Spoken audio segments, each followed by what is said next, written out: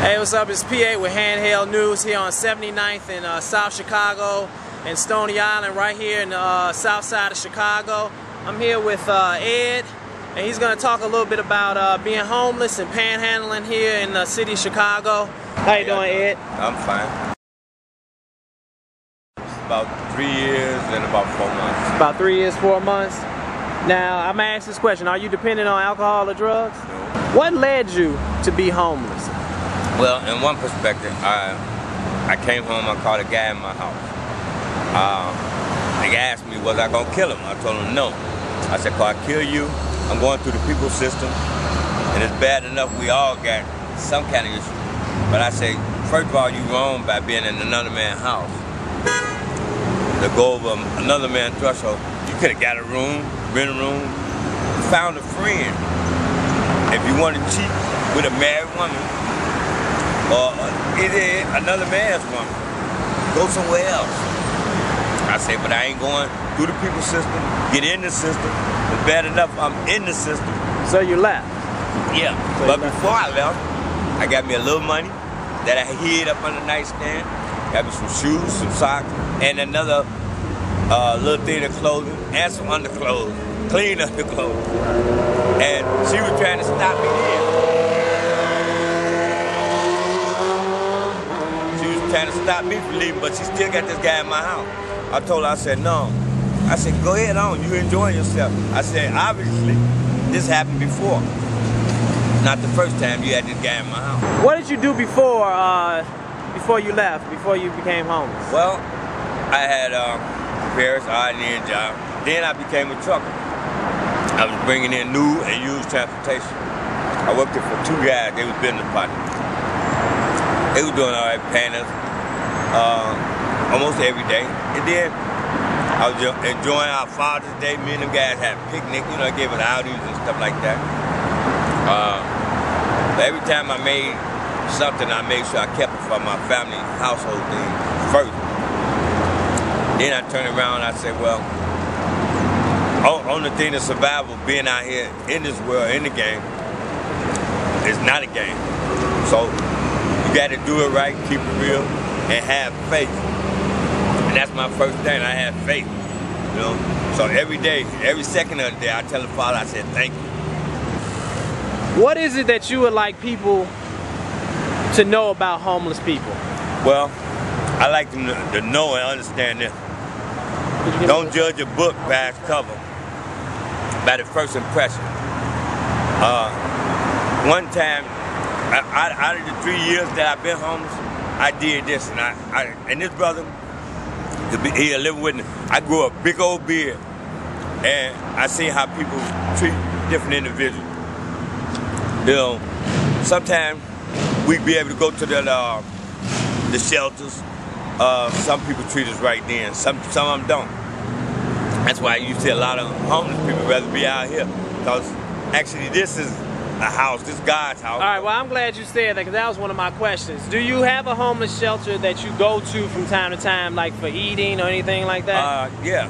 Well, this church here. For like emergencies? On emergency, okay, on emergency. Wednesdays, on Reverend Shopman got a church here on 82nd in Cornell. They feed a good meal. We sit down, be able to eat, have a conversation with, you know, other different individuals from all walks of life individuals. And I have quite a few people that I know, you know, in my life that treat me right, man, you know, respectful. Well, I was sleeping in a car, you know what I'm saying? I was able to close it up, shelter myself from that. But now, as various times, I do have certain individuals, so-called associates and friends. They might let me stay over, you know, in situations like that. Then you also have the police station. Sometimes you can go there. The various hospitals, you can go there, and they don't put you right out there. No funny hour. Okay, now, what made you find this location, or what made you choose this location to panhandle? Well, down here, actually, I used to stay on 70th and Cornell down there. I used to stay down there. My brother had the Marathon gas station before he sold that. I knew people from all the way from maybe I say 63rd, from 63rd up to past 95th. So down in this particular area, it's quite a few people treat me pretty good. Okay. Some people don't want to give because they feel you may give it, you may use it for drugs, you may use it for alcohol. What do you want to say to those people to change their minds? But that's just like the thing I said the first time. Don't judge one individual by somebody else. If you feel free and God give you the spirit to feel that in your heart, then you do that. I'd rather you give me pray for me. If you feel you don't want to give me no money. That's the first thing I'm glad you said that. Now, a lot of people ask about the signs. What made you choose to get a sign as opposed to just asking? Well, a lady friend put this sign up for me the first time, and I was kind of skeptic of getting it too. But, it do draw a little attention, and the people, when they read it, I guess those of them that can read, but I don't judge them by if they can't read, but they give a little. Right. Okay. What I really want to know is on a regular basis, how often do people mess with you, bother you, throw things at you, curse you out, are belligerent with you, and you're just asking them? You're not bothering them. You're not touching their car or anything like that. How often does that happen? In some aspect, every now and then, quite a bit. But it be young individuals that they got issues too. But I don't judge. I pray for them. But they might have been went somewhere and got high, smoking their blunts, drinking. I come to find a lot of them I used they become alcoholics. Now I can look at them in perspective the way they judge some of these other human beings. How about it? They might be a druggie. They druggies. They smoking their blunts, and they get belligerent.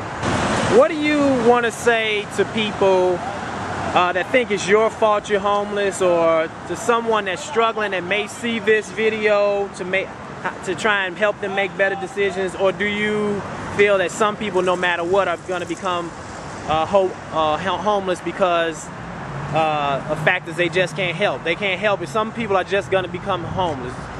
Well, I like to tell them individuals, I'm going to pray for you.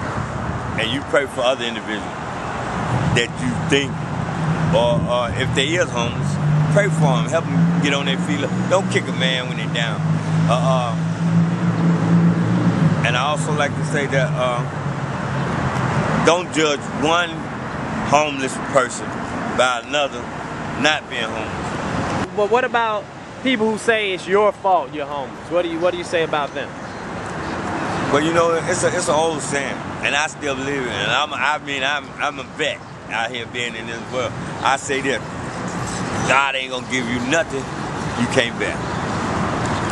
Right. And I like to say thank you, amen. Do you eat on a regular basis? Well, out here, see, over here, it's always somebody that would like to feed me, and I eat. But now every day I don't eat, on a regular basis. But somewhere down the line, somebody gonna give me at least a sandwich, or want to buy me a sandwich, and hey, I don't mind. I'd rather have something in the belly than out of it.